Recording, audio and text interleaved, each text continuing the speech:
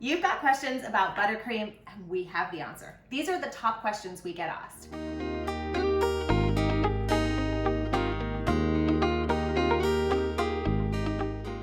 Why does my buttercream look a funny color? It's not white. Well, here's the answer. There's two things. One, we use an organic frosting mix.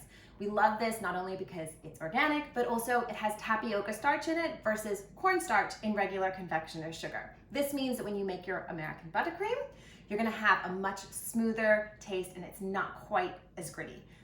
As you mix your buttercream, the gray will go away. However, depending on the color of your butter, if you have a beautiful, bright yellow grass-fed butter, your buttercream's always gonna have a slightly yellow hue. It also means that your buttercream was made without vegetable shortening, because who wants to eat that?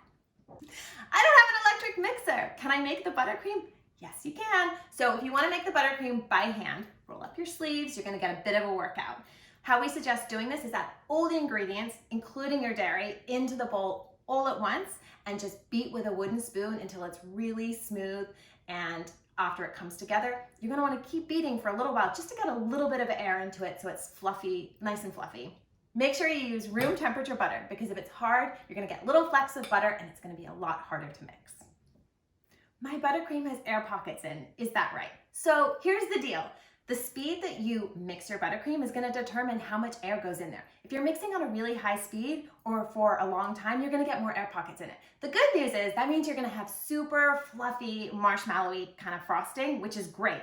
But if you don't like that aesthetically, what you can do is take your spoon or your spatula and after you finish mixing, just spread it and let up against the sides of the bowl and that will get rid of some of those air pockets.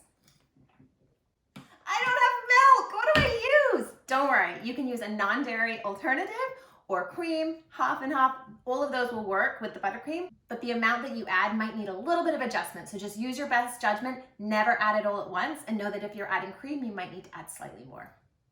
If you have grainy frosting, it's probably because your ingredients were not at room temperature. Don't worry, it'll still taste great.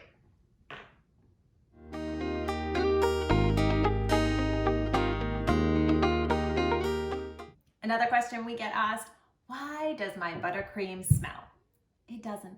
It's the food dye. We use natural food dyes to color your frosting, and isn't that a good thing? It's made from real food.